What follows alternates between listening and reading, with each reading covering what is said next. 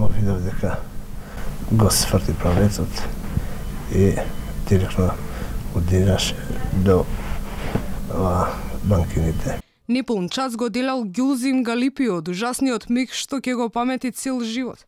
Во автобусот на смртта се качил во Скопје. Ништо не навестувало дека патувањето пред време ќе заврши кај Ласкарце, со лелек, врисоци и многу крв. Несреќата негде беше позади бензинската 7 браќа, одечина кај дома и во тој момент само видев дека автобусот се преврте на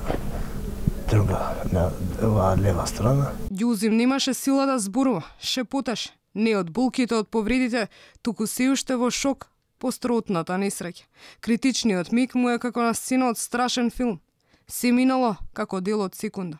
Додека автобусот бил во движење пред да почне да застранува од коловозот, не се слушало ништо, ниту пукање на гума, ниту кочење.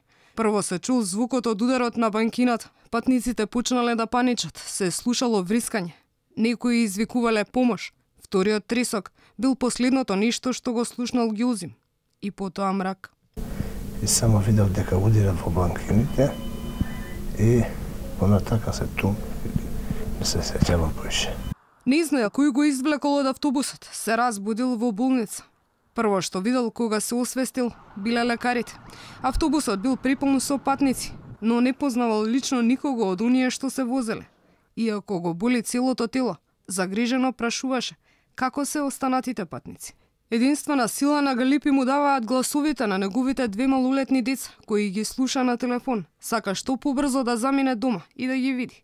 На разделување ни кажа дека патот кој го минува 14 години за да дојде од родниот гостивар на работа во Скопје, секогаш ќе му го враќа копниот миг од 17 часот на 13 февруари, кога на смртта и погледна во очи.